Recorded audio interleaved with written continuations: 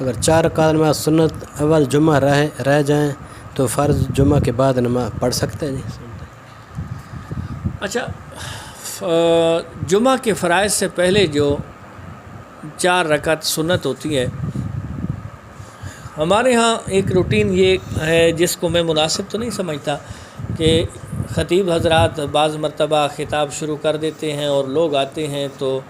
اس وقت وہ پڑھنا شروع کر دیتے ہیں، یا خطبہ جاری ہوتا ہے تو اس وقت پڑھنا شروع کر دیتے ہیں۔ بہتر یہ ہے، میرے خیال میں بڑی مشکل کے ساتھ پڑھ سکتے ہوں گے کہ جب خطیب خطاب کر رہا ہے تو توجہ یا تو خطاب کی طرف ہوتی ہوگی، ٹھیک ہے، تو بڑی مشکل ہوتی ہوگی، لیکن بہتر یہ ہے ہمارے ہاں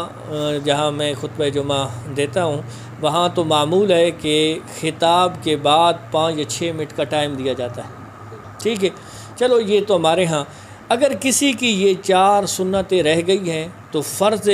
جمعہ کے بعد پھر بقیہ سنتوں کو اپنے ٹائم پہ اپنی جگہ پہ ادا کرے اور نفل سے پہلے ان 4 سنتوں کو بھی ادا کر لیں۔